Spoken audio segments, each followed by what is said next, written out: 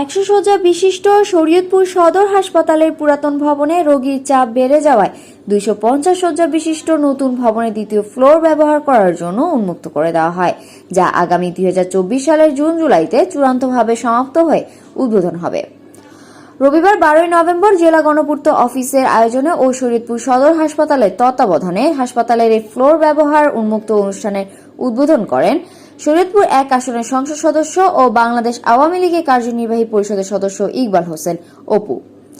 শরীয়তপুর সদর হাসপাতালে তত্ত্বাবধায়ক ডক্টর হাবিবুর রহমানের সভাপতিত্বে এ সময় উপস্থিত ছিলেন জেলা গণপূর্ত অফিসের নির্বাহী প্রকৌশলী ইঞ্জিনিয়ার মুহিবুর রহমান, জেলা বিএমএর সভাপতি ডক্টর মনির হোসেন, ডামুডা উপজেলা স্বাস্থ্য কমপ্লেক্সের টিএস ডক্টর শেখ মোস্তফা খোকন, সদর উপজেলা স্বাস্থ্য কমপ্লেক্সের টিএস, সদর হাসপাতালের আরএমও ডক্টর মিতু ও পালং মডেল থানা অফিসার ইনচার্জ মেজবা উদ্দিন আহমেদ সহ জেলা ও উপজেলা আওয়ামী লীগ ও অঙ্গ সংগঠনের নেতৃবৃন্দ প্রমুখ।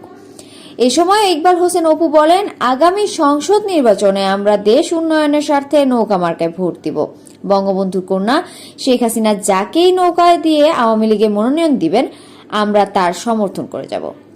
এরপর 250 শয্যা বিশিষ্ট হাসপাতালের উদ্বৃত্তি দিয়ে বিভিন্ন উন্নয়নের কথা তুলে ধরেন।